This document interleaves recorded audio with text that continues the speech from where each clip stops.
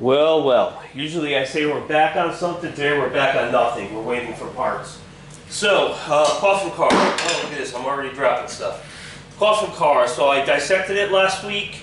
I ordered my material last week. And unfortunately, material's not going to be here for a few more days. I don't think I'm going to see it till like Tuesday, Wednesday for everything. Once I receive the material, I'm going to have to cut my inserts. Because this is 1.5 by 1.5 by 3, so I was able to, I'm sorry, 1.25 by 3 inside dimensions is 1.25 by 2 3/4, so I got to take a 1/4 inch off of the 1.25 by 3 plate that I bought. And we're going to do that with that saw over there, made by Evolution. And again, I pay for all this stuff. I don't get anything from anyone to review or anything like that, which hopefully someday I will. But today, no.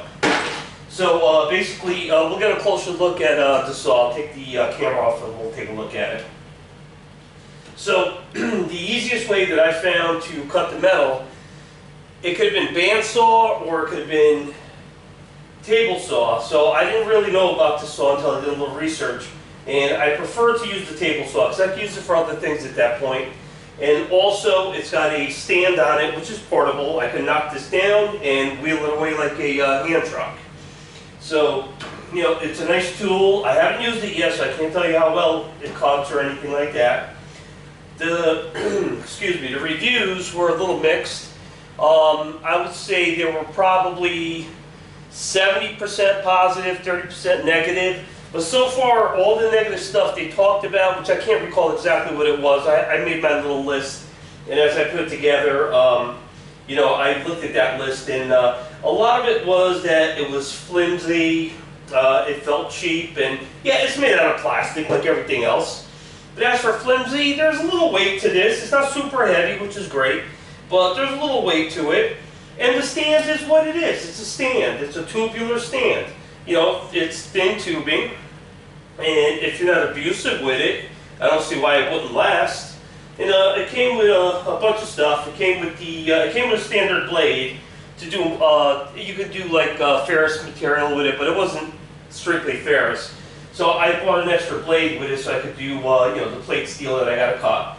It comes with a miter gauge. It comes with a sliding table for the miter gauge, which you usually don't see those on cheaper saws. The saw was approximately $400, and I forget what I paid for the blade, maybe another 45 bucks. But on the cheaper saws, you don't see a lot of the features that this has. Like I said, where the miter attaches, where the gauge attaches, that one piece of table slides back and forth. And I'm sorry, I can't show you because I got everything in the way here. Also, the table spreads apart. And, you know, so you could cut bigger sheet material, you know, when you're doing wood or, say, a piece of diamond plate, something like that. And just for safety, I picked up a micro jig, which will hold my material. It's adjustable. And basically, when you push this, you're going to push your material, and you're going to push it right over the saw. The saw will never hit the micro jig, because it'll be sitting, and it's going to be basically sitting on the material.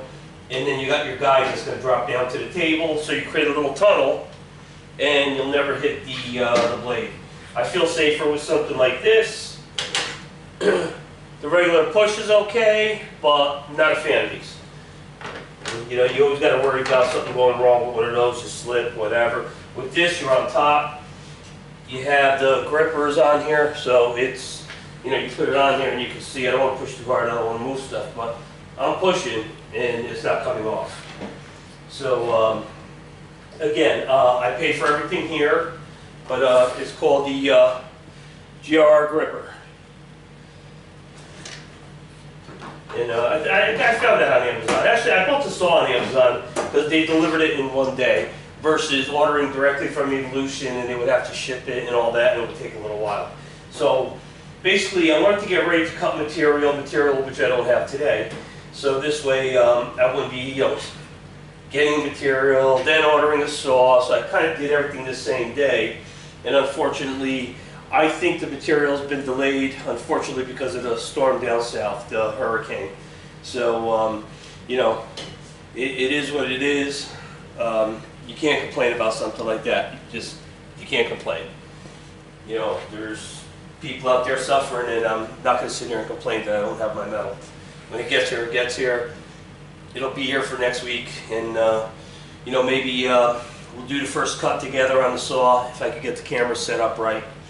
And I mean, prior to doing that, I'm going to do a few practice cuts just to make sure that it's working right, and you know, I'm not killing myself on film.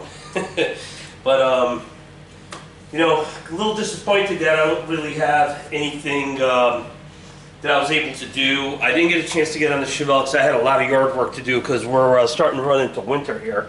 I'm off camera because I'm going to grab some products.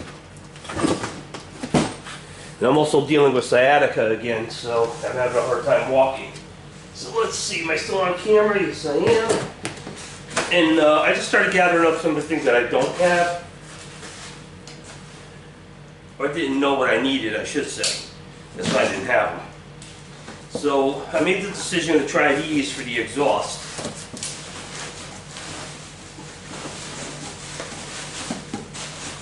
And this is I believe this is a Cerakote on here. And these are what they call ram horn. See how it looks like a ram horn? So this is a ram horn style exhaust. And this piece down here kind of kicks in a little, which is going to help fit into the coffin. So the engine isn't exactly centered, but basically it goes here, and it looks like, let me get it right where it belongs. And it looks like we'll have enough to clear the frame. So we should be good in that aspect. And these are pretty cool. They got some weight to them too. They're not very light. But they're nice, they're clean, they're Cerakoted. And, you know, I was just going to get regular cast iron ones, but for like a couple bucks more, they have the Cerakote, and I went with the Cerakote. Now, you know, do they give me gaskets for these? I didn't even look.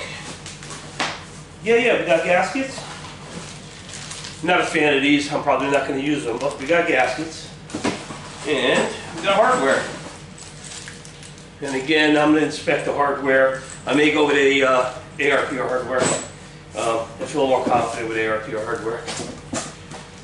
I don't like that, the cheaper hardware, most likely made in China. I prefer not to use it if I don't have to, and in this case I'm probably not going to. So, really that's about it.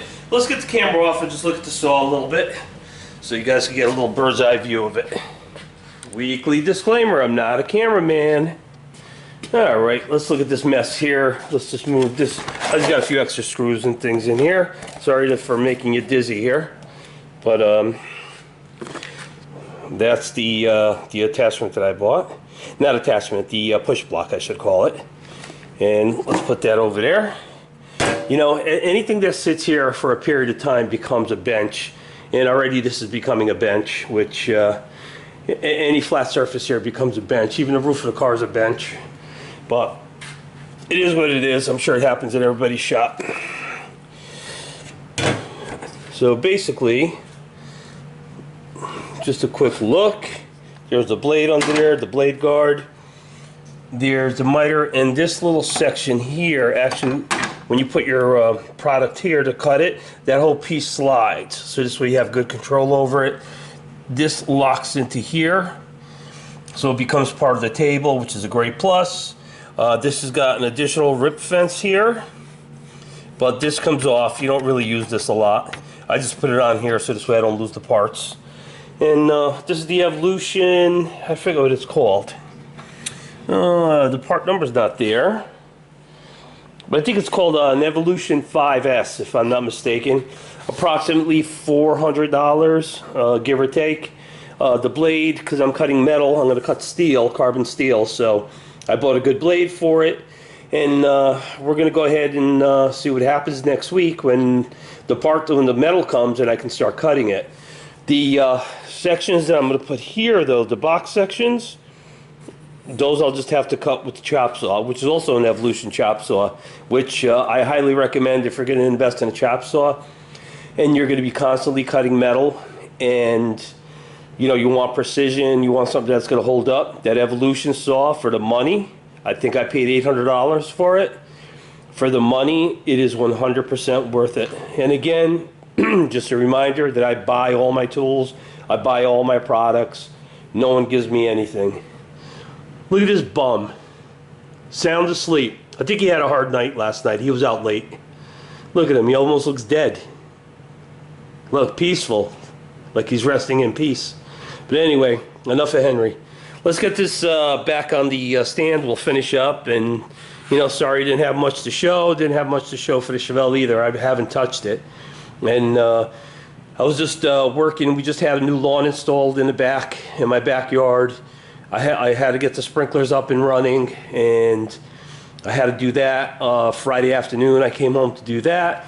Yesterday, I had several jobs in the morning to get rid of.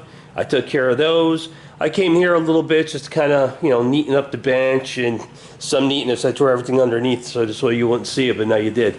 And we really need to clean the shop up and get it organized, but I need to create some more space somewhere. I mean, my garages and trailers are full. So, looks like we're going to be building another shed. Oh well. Yeah, so it looks like we're going to be installing another shed, building another shed, purchasing another shed. I haven't gone through all the details yet. I've contacted a few Amish companies who build really, really beautiful sheds. They're sturdy. The price is fair.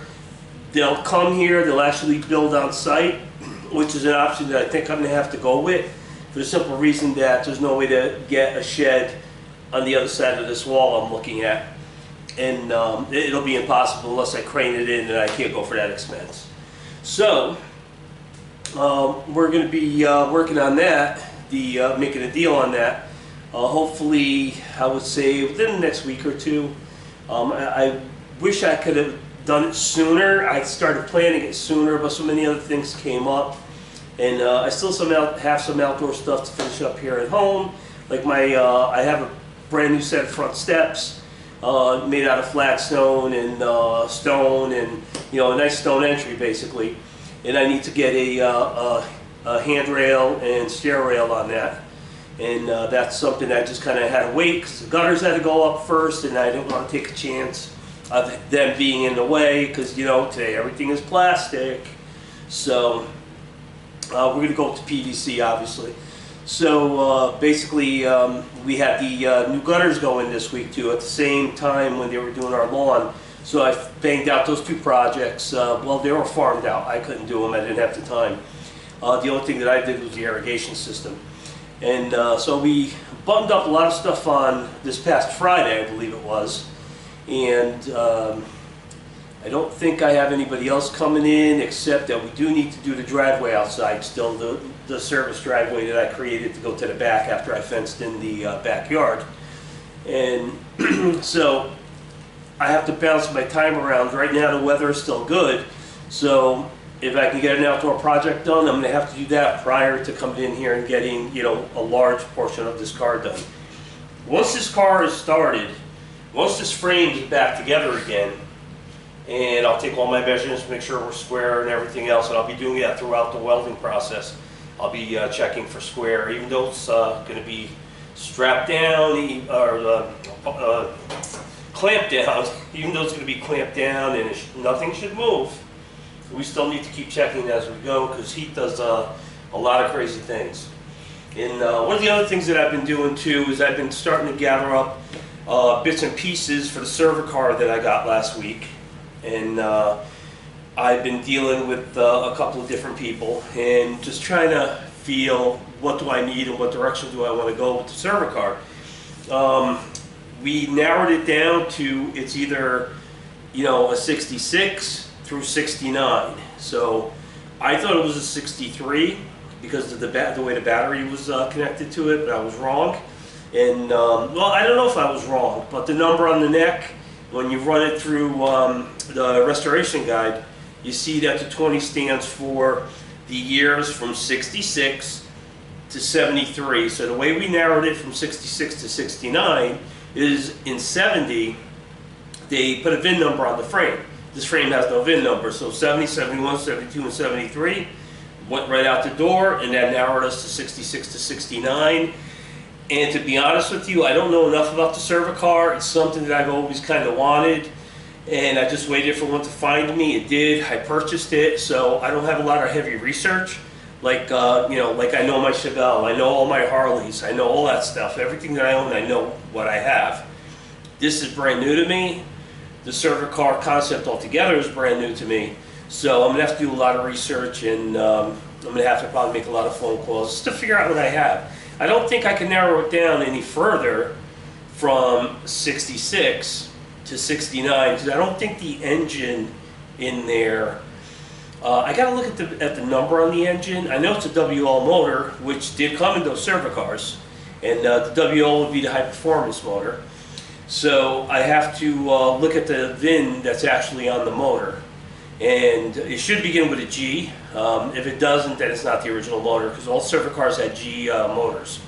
And I do have a G, not a new one, but I do have a semi-rebuilt. I would have to go through it because I don't trust it. I have a G motor that would drop right in there, but that thing runs so good I don't think I'm going to bother. So again, restoration, no restoration. Just we're going to clean it up, make it look good. I'll get close to original as possible, and if I need parts, I will try to do my best to get original parts. I don't mind the cost, but the problem is finding them.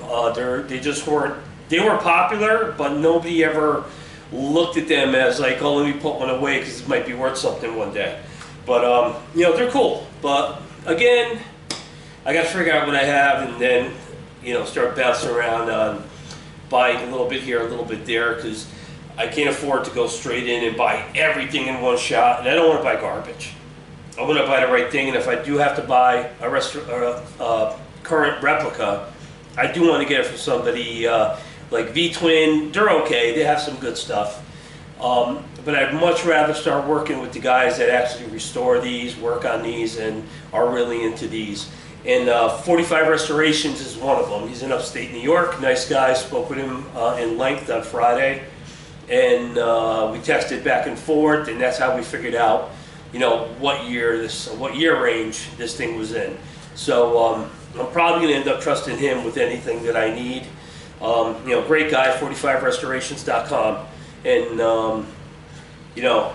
just talking to him, you can see he's just an honest person. So he's going to be my go-to guy for when I need something, and even advice, because I don't know anything about the server cars. I mean, I know the motor, a motor's a motor as far as I'm concerned. Transmission's a tranny, it's a Harley tranny, so no big deal. And everything else, no big deal. When I need a part, or if I need to understand, am I missing a part on this frame? Even though it may not be a necessary part, I'd like to have it on there just to get it closer to what it was like when it rolled off the factory floor. But again, it's been slightly bastardized, very slightly. So the frame hasn't been cut, brackets haven't been cut off of it or anything. No massive butchery has been done. So a restoration is possible on it, and for me, it's just going to be another fun project that I'll probably do in between all these psychotic other projects that I got going on. And if Henry ever decides to wake up, maybe he can help me. But anyways, thanks for watching. Sorry I didn't have much to show except the new saw, and just a little bit babbling about what I'm doing, where I'm going, and all this good stuff, and where I've been. And I guess that's about it. So please like and subscribe if you can, comment, and we'll see you next week, hopefully with progress. Thank you.